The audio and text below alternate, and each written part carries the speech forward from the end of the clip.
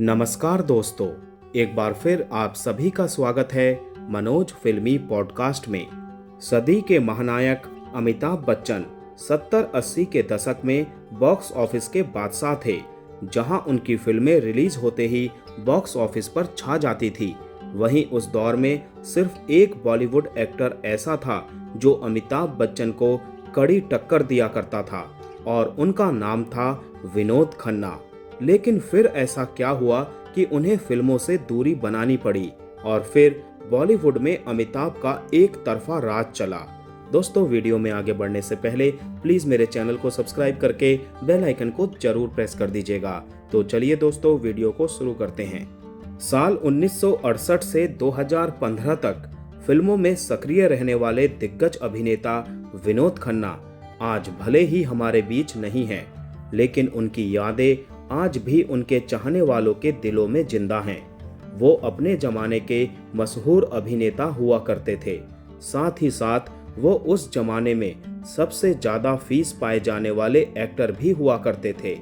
आपको ये जानकर हैरानी होगी कि 70 के दशक में विनोद खन्ना अकेले ऐसे अभिनेता थे जो अमिताभ बच्चन को सीधे तौर पर टक्कर दिया करते थे।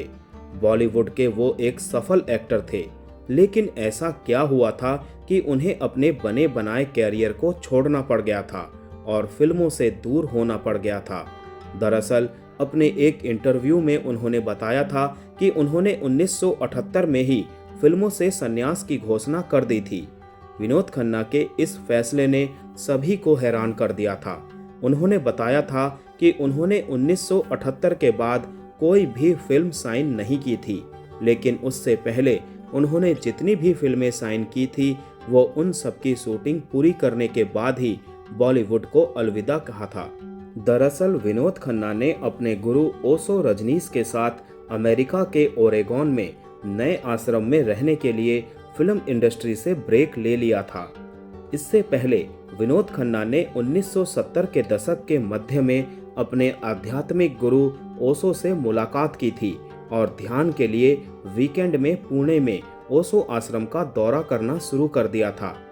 विनोद खन्ना, जिन्होंने स्वामी विनोद भारती के नाम से ओशो के नव संन्यास की दीक्षा ली थी, उन्होंने आश्रम में माली के रूप में भी काम किया था।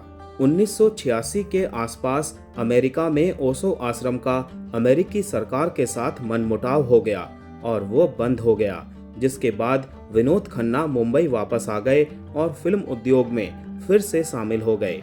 बता दें कि अमिताभ और विनोद खन्ना की फिल्म मुकद्दर का सिकंदर आज भी लोगों के बीच काफी मशहूर है। अपने एक इंटरव्यू में खुद विनोद खन्ना ने ये कहा था कि 70 के दशक में अमिताभ बच्चन को टक्कर देने वाले वो इकलौते एक्टर थे। साथ में दोनों ने कई फिल्में की और दोनों के परफॉर्मेंस को हमेशा ही बराबर सराहा जाता था और फिल्म की सफलता का श्रेय भी उन दोनों को बराबर दिया जाता था। कहने वाले तो ये भी कहते हैं कि विनोद खन्ना की पॉपुलैरिटी देखकर अमिताभ बच्चन को डर लगने लगा था। गुरुवार का दिन था, तारीख थी 27 अप्रैल 2017, समय सुबह 11:30 बजे। खबर आई कि दिग्गज एक्टर विनोद खन्ना अब नहीं रहे। वो एडवांस ब्लैडर कैंसर से पीड़ित थे। सिनेमा की दुनिया के हर फैन को जैसे एक गहरा झटका लगा।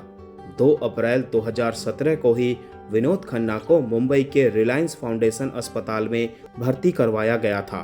वो लंबे समय से बीमार थे, लेकिन परिवार ने उनकी बीमारी की बात छुपा कर रखी थी। मौत से 21 दिन पहले की एक तस्वीर सामने आई, जिसे देखकर किसी को भी अपनी आंखों पर भरोसा नहीं हुआ। खुद अमिताभ बच्चन भी अपने साथी एक्टर को देखकर दंग रह गए थे। तस्वीर में एक बेहद कमजोर शख्स बिल्कुल निरीह हालत में दूसरों के कंधे के सहारे खड़ा था। कहा गया कि ये विनोद खन्ना हैं। यकीन करना जायज भी नहीं था। जिस लंबे चौड़े और बेहद खूबसूरत विनोद खन्ना ने पर्दे पर आखिरी दम तक राज किया, भला कौन यकीन करता कि वो अंतिम दिनों में ऐसे दिखने लगेंगे। वो विनोद खन्ना जिसकी पॉपुलैरिटी देख कभी अमिताभ बच्चन भी सकपका गए थे। डर लगने लगा था कि नंबर 1 की कुर्सी छिन जाएगी। पाकिस्तान के पेशावर में 6 अक्टूबर 1946 को पैदा हुए विनोद खन्ना 71 साल की उम्र में दुनिया छोड़ गए। उन्होंने 2 शादियां की थी। कॉलेज में दोस्त से संगिनी बनी गीतांजलि से और फिर कविता से। पहली पत्नी का निधन हो गया था। अपने पीछे पत्नी कविता सहित 3 बेटे और 1 बेटी का परिवार छोड़ जाने वाले विनोद खन्ना का जीवन उनके फिल्मों की तरह ही रोमांचक रहा है। फिल्मी पर्दे पर एक विलन के तौर पर विनोद खन्ना ने डेब्यू किया था। फिल्म थी मन का मीत और 1969 का साल था। उस दौर में शायद ही ऐसा फिर कभी हुआ कि पर्दे पर किसी विलन ने इतनी पॉपुलैरिटी बटोरी कि वो फिल्म में हीरो बनने लगा और देखते ही देखते सुपरस्टार बन गया। पूरब पश्चिम, सच्चा झूठा, आन मिलो सजना, मस्ताना, मेरा गांव मेरा देश जैसी कई फिल्मों के बूते विनोद खन्ना ने उस दौर में अपनी एक्टिंग का लोहा मनवाया। लेकिन कहते हैं ना कि हर रोशन चीज के पीछे एक अंधेरा भी होता है। विनोद खन्ना के साथ भी ऐसा ही था। सिनेमाई दुनिया में 70 और 80 के दशक में अमिताभ बच्चन का कैरियर भी उफान पर था। एंग्री यंग मैन बन चुके अमिताभ और विनोद खन्ना में पर्दे पर तो हमेशा खूब दोस्ती दिखी, लेकिन बताया जाता है कि असल जिंदगी में दोनों कभी अच्छे दोस्त नहीं बन सके।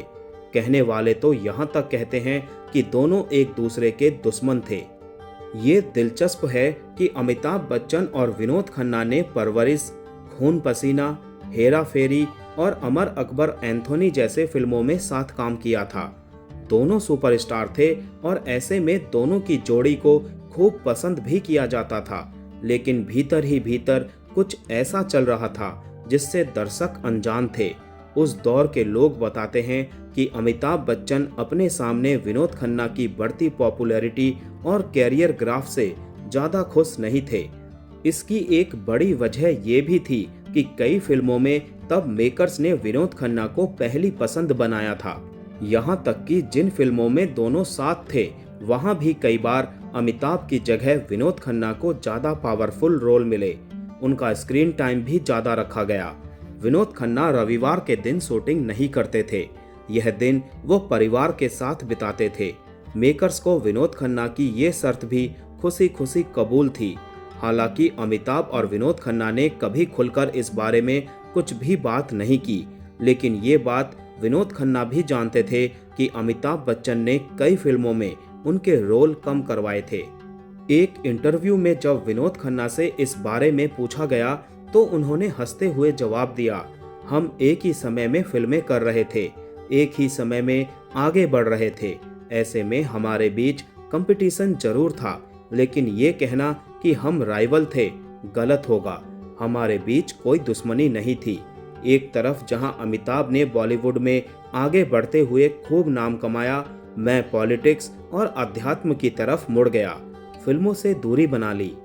एक इंटरव्यू में इसी बारे में अमिताभ बच्चन कहते हैं कि विनोद खन्ना और शत्रुघ्न सिन्हा ने पॉलिटिक्स ज्वाइन कर लिया और वो वहाँ अच्छा कर रहे हैं। मुझे तो ऐसा लगता है कि मेरे समकालीन एक्टर्स ने मुझे सिनेमा की दुनिया में अकेला छोड़ दिया है। बहरहाल, यकीनन अमिताभ बच्चन और विनोद खन्ना दोनों न सिर्फ बेहतरीन एक्टर्स थे बल्कि एक समझदार इंसान भी। विनोद खन्ना की निजी जिंदगी भी किसी रोमांचक फिल्म जैसी रही। 2 शादियां और 1975 में जब वो कैरियर में टॉप पर थे, अचानक फैसला किया कि फिल्मों को छोड़ अध्यात्म का रुख करेंगे। ये हैरान करने वाला था। विनोद खन्ना ने फिल्मों से ब्रेक लिया और ओशो रजनीश के साथ जुड़ गए। न्यूयॉर्क में ओशो के आश्रम में करीब 5 साल बिताने के बाद विनोद खन्ना वापस लौटे, लेकिन इस बीच वीबी गीतांजलि ने उन्हें 1985 में तलाक दे दिया। 1987 में विनोद खन्ना ने डिम्पल कपाड़िया के साथ इंसाफ से कमबैक किया और 1990 में कविता से शादी कर ली। सब कुछ ठीक चल रहा था, लेकिन तभी 1997 में उन्होंने भारतीय जनता पार्टी का दामन थामा और राजनीति में आ गए। 4 बार पंजाब के गुरदासपुर से सांसद बने और केंद्रीय मंत्री भी बने। साथ में फिल्मों का सफर भी चलता रहा। जीवन के आखिरी दिनों में विनोद खन्ना सलमान खान के साथ दबंग 2 और शाहरुख खान के साथ दिलवाले जैसी फिल्म में नजर आए। 2015 में दिलवाले रिलीज हुई थी। विनोद खन्ना बिल्कुल फिट लग रहे थे। हमेशा की तरह ही टॉल एंड हैंडसम। लेकिन 2 साल बाद ही 2017 में उनकी तस्वीर ने जैसे हर किसी को झकझोर दिया। 27 अप्रैल को हर किसी का दिल टूट गया और मन में यही आया कि नहीं, विनोद खन्ना तो पर्दे का अमर है, वो ऐसे कैसे जा सकता है।